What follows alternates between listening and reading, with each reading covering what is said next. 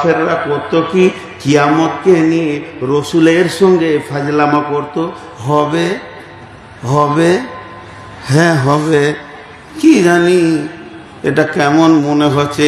আল্লাহ বলছে তোমার দিলকে তারা ইখতিলাফ তৈরি করে দিছে, মতভেদ তৈরি করে দিছে, দোদুল্যমান তৈরি করে দিছে। তবে শুনে নাও, আল্লাযী হুম ফীহি মুখতালিফুন কাল্লা সায়ালামুন সুম্মা কাল্লা সায়ালামুন কাল্লা সায়ালামুন, নিশ্চয় তারা জানবে জানবে জানবে, সুম্মা কাল্লা সায়ালামুন, আবার বলছি তারা নিশ্চয় জানবে।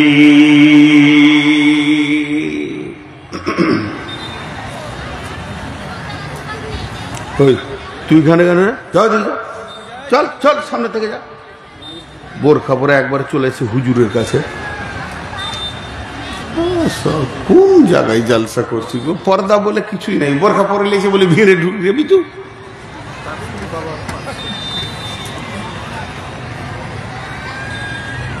হায় আমার আফসোস, সবাই একবার বলেন আলহামদুলিল্লাহ। কই সবাই বলেননি, সবাই বলেন আলহামদুলিল্লাহ। এবার ভালো লাগছে, কিন্তু এই কটাকে বসাতে পারলাম না। ওরা মানুষ না গরু, না ঘোড়া, না গাধা, না তার থেকেও নিকৃষ্ট কোনো মাল। আহা, এরা বসলো না, চামড়া যে কত মোটা।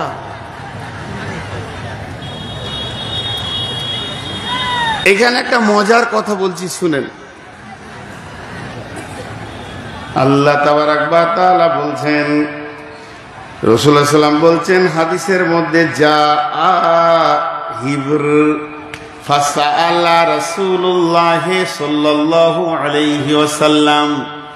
হিবর মানে হচ্ছে একটা পাদরি, পাদরি পোপ, পাদরি পোপ, পাদরি পোপ। মুসলমানদের যেমন মৌলানা, হিন্দুদের যেমন ব্রাহ্মণ, আর এই রকম হলো খ্রিস্টানদের আছে, ওই রকম গুরু আছে আপনার এদের মারোয়ারিদের।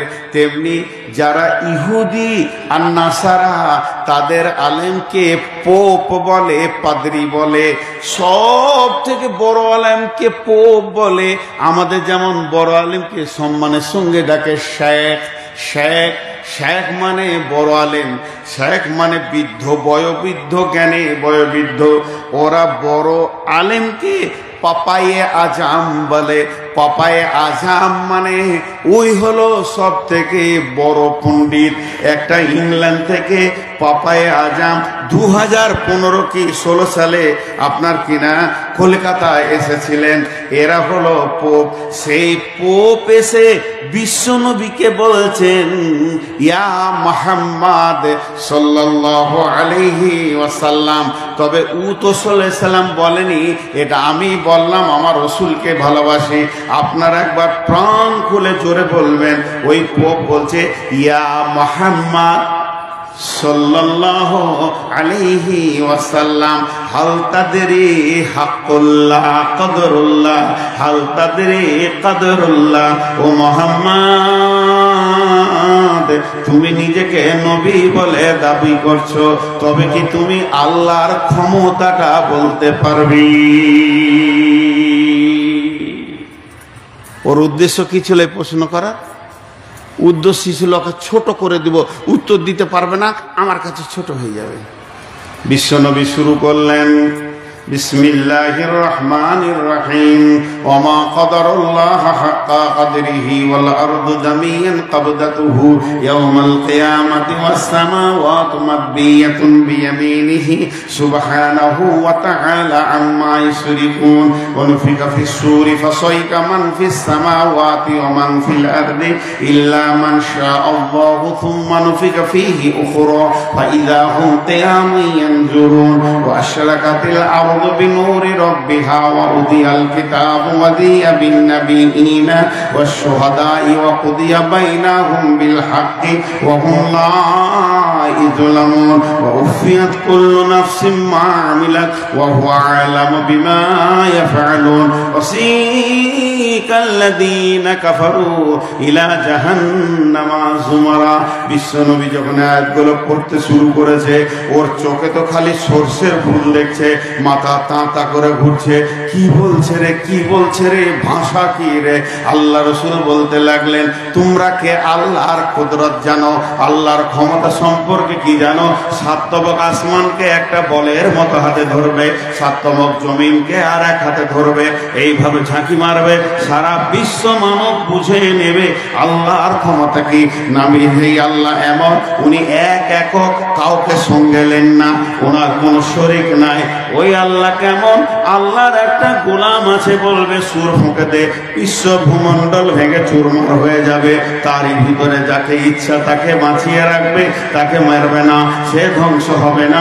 দ্বিতীয় সুর যখন ফোঁড়া হবে, সারা বিশ্বটা ধ্বংস হয়ে যাবে। তারপরে আবার আল্লাহ সবগুলোকে দাঁড় করাবেন। কেমন কুদরত! ধূলিসাৎ হয়ে গেল, নিশ্চিহ্ন হয়ে গেল, পিপুলিকার মতো একটা দেখা যাচ্ছে না, আবার সবগুলোকে কুদরতের হুকুমে এক জায়গায় দাঁড় করাবে। তাদের হিসাব নেবে, তাদের কাছ থেকে নেবে রসুলের মতো চেহারা, তাদের কাছ থেকে নেবে ভালো আমল, এরপরে তাদেরকে জান্নাতে জাহান্নামে দেবে, সার্টিফিকেট দেবে। আমার আল্লাহ এমন কুদরতি ক্ষমতা আছে, মানুষের দিলে এমন একটা রিয়াকশন দিয়ে দেবে, ওরা নিজেই বুঝে নেবে আমি কি করে এখানে এসে হাজির হলাম। তারপরে আল্লাহ ফেরেশতাদেরকে বলবে, কাফেরদেরকে হাঁকি নিয়ে গিয়ে জাহান্নামে ভরে দাও, আর জান্নাতীদেরকে আদর করে নিয়ে গিয়ে জান্নাতে ভরে দাও। একবারে বিরাট বড় সাবজেক্টে ছোট করে নবীজি বলে দিলেন। ওর চরক গাছ হয়ে গেল, মাথা তাঁতা করে ঘুরছে। ওরে আল্লাহ, মোহাম্মদ এত জানে।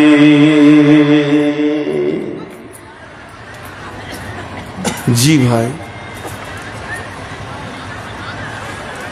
আমরা নিজেদেরকে ভাবি না। আর দুটো আয়াত বলবো। ইয়াসআলুনাকা আনিস সাআতি আইয়ানা মুরসাহা ফীমা আনতা যিকরাহা ইলা রাব্বিকা মুনতাহাহা। আবার আল্লাহ রসুলকে প্রশ্ন করা হতো, সেই কিয়ামত কবে হবে? ইয়াসআলুনাকা আনিস সাআতি আইয়ানা মুরসাহা, হে নবী বলে দাও কিয়ামত কবে হবে।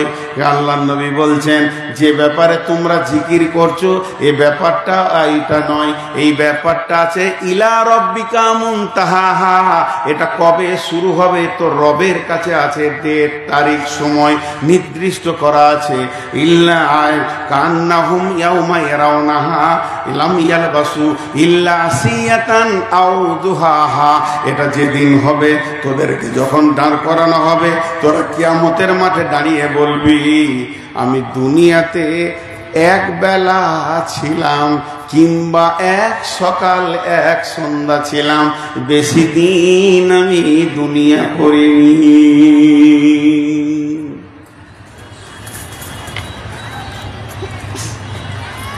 সূরা মুলকের ভিতরে বলছেন,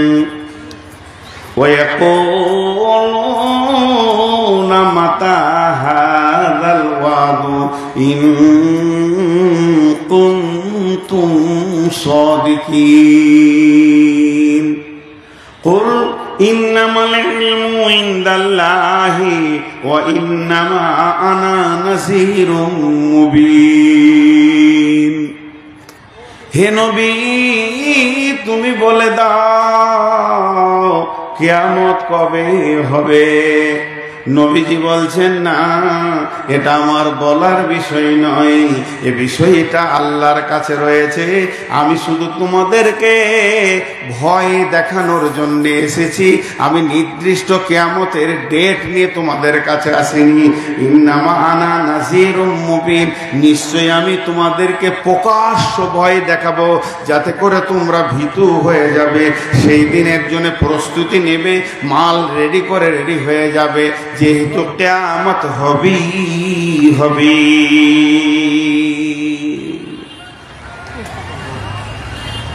আমার ভূমিকা শেষ। ভূমিকাটাকে আমি 1 মিনিটে গুটাবো। 1 মিনিট লাগবে না, 30 সেকেন্ড। এতক্ষণ আমি যা বললাম তাতে করে একটা বহির প্রকাশ হলো, কিয়ামত হবেই।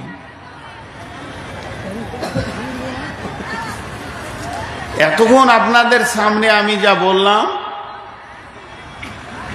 তার টোটাল একটা অঙ্ক দেখা গেল, অ্যামাউন্ট পাওয়া গেল, কিয়ামত হবেই, এই জিনিসটা পাওয়া গেল। তাহলে সেটা কত দূরে, সেটা কত দূরে? বিশ্বনবী এত দূর বলেছেন, বারটা থাকবে শুক্রবার, যেদিন ইসরাফিল সুর ফুঁকবে, বারটা থাকবে শুক্রবার। যেদিন ইসরাফিল সুর ফুঁকবে, মাসটা থাকবে মুহররম মাস। মুহররম মাসের 10 তারিখে শুক্রবার, সেই দিন কিয়ামত শুরু হয়ে যাবে। কিয়ামত যত কাছে আসবে মানুষের ভিতরে তত ব্যস্ততা বেড়ে যাবে। মানুষ একজনও চুপচাপ বসে থাকবে না, বসার সময় থাকবে না। এই করতে করতে যেদিন কিয়ামত হবে, যেদিন কিয়ামত হবে, আগামী সকাল শুক্রবারে যদি কিয়ামত হয়, সেই দিন পৃথিবীতে যতজন মানুষ বেঁচে থাকবে 100-তে 100 জন ব্যস্ত হয়ে যাবে। একটা লোককে ফ্রি দেখা যাবে না। চাষিরা মাঠের দিকে দৌড়বে, ছেলেরা স্কুলের দিকে মাদ্রাসার দিকে দৌড়বে, শিক্ষকরা ডিউটির দিকে দৌড়বে, খরিদ্দার দোকানের দিকে দৌড়বে, দোকানদার দোকান খুলবে। গোটা পৃথিবী যেন ব্যস্ততা নিয়ে উঠবে। এমন সময় বিশ্বনবী বলছেন, একটা খরিদ্দার কাপড়ের দোকান যাবে, কাপড়টাকে দেখবে, বলবে কাপড়টা আমার পছন্দ হয়ে গেছে, এটা বুখারীর হাদিস। তারপরে বলবে ভাইয়া আমাকে এটা 3 মিটার কি 5 মিটার দিয়ে দাও। দোকানদার তাড়াতাড়ি করে মিটারটা মাপবে, মেপে কাঁচিটা ধরবে, আর খরিদ্দার পকেট থেকে টাকাটা বের করে ধরে থাকবে। ও কাপড়টা কেটে দেবে, এই টাকাটা দিয়ে দেবে। এই নিয়তে ওর হাতে কাঁচি, এর হাতে টাকা, কাঁচিটা বসাতে যাবে, বসানো আর হবে না। অনুফিকা ফিস সূরি ফাসাইকা মান ফিস সামাওয়াতি ওয়া মান ফিল আরদি। ওই অবস্থায় ইসরাফিল সুর ফেঁকে দিবে, হাত থেকে কাঁচি পড়ে যাবে, হাত থেকে টাকা পড়ে যাবে। মানুষ নাফসি নাফসি নাফসি নাফসি নাফসি নাফসি নাফসি নাফসি নাফসি নাফসি করবে। এই জন্য সূরা নাজিয়াতে ওরা বলেছে, আবার কি আমাদেরকে ফিরে আসতে হবে? গলে যাব, পচে যাব, কবরে মাটি হয়ে যাব, এরপরে কি পুনরুত্থান হবে নাকি? আল্লাহ বলছে হবে। এমন পুনরুত্থান হবে, ফাইন্নামা হিয়া জাসরাতুন ওয়াহিদা ফাইদা হুম বিসাহিরা।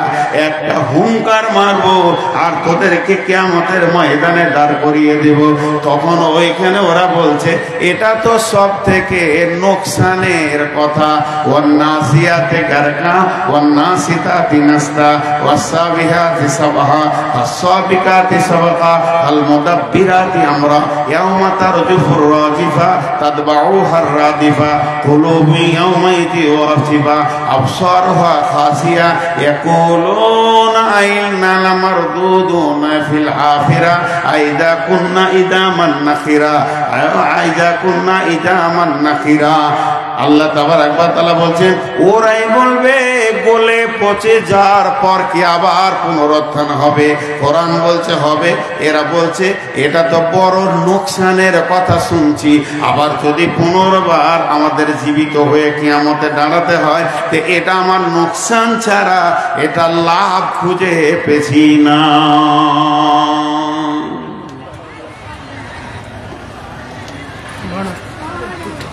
কি হয়েছে? বলছিলাম কি, মৌলানা মুফতি রাইহান উনি 3,70,000 টাকা কথা বলেন। আমি বায়নামাজি কি করে তো করবো? তাহলে আমি কালেকশন শুরু করে দিই। আপনারা যা বলবেন আমি শুনবো, কারণ আপনারা কমিটি।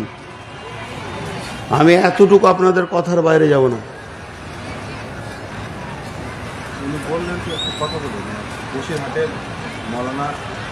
হ্যাঁ তো